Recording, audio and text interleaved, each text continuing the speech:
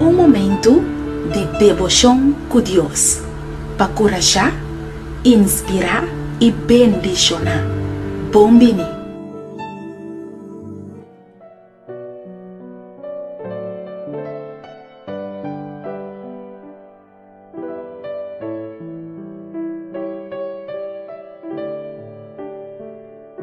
Moro bom dia. Como alanta be Mainta?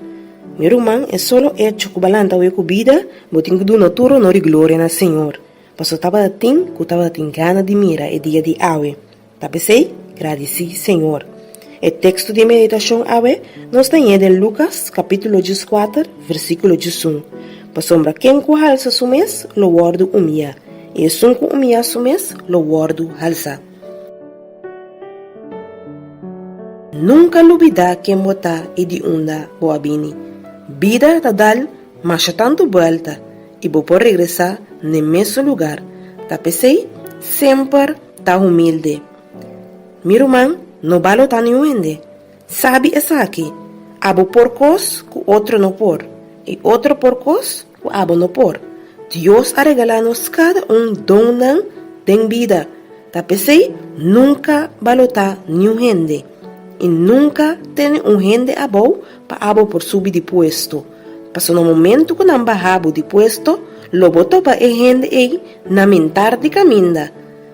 Qual está bayendo para chegar ao puesto que abo estava Tata. Meu irmão, Bida te trata nos cada manera nos trata outro. Tá Pesei, meu irmão, tá sempre humilde. Maneira a palavra de Deus tá bisa, para sombra quem que halsa sumes, lo wordo umia. E sunku umia sumes, lo wordo halsá. Minho é humilde e não orgulhoso. Laga nos reza. Poderoso Tata do altura no cielo, a nós chamamos danke para a palavra. Qual ta bisa, quem ku halsa sumes, lo wordo umia. E sunku umia sumes, lo wordo halsá. Permitir a palavra aqui para bada em profundidade do nosso coração e para nós por compreender, Senhor Deus. E lá para cada dia, Senhor Deus, nos porta ainda na humilde. Tata Santo e assim, Tata Santo, maneira a palavra tabisa nos provar do halsá.